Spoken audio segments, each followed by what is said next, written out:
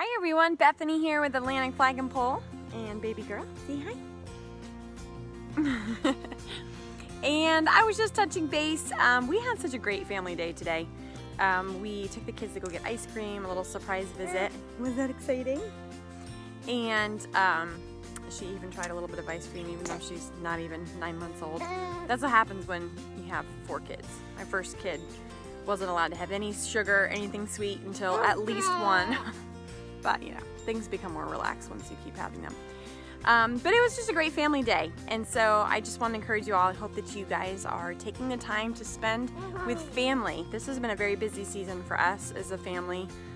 Certainly at work has been crazy, and I find myself trying to answer emails and doing things late into the evening. As you know, we're a small family business and we've got new staff and stuff, but the training process takes a little while, right?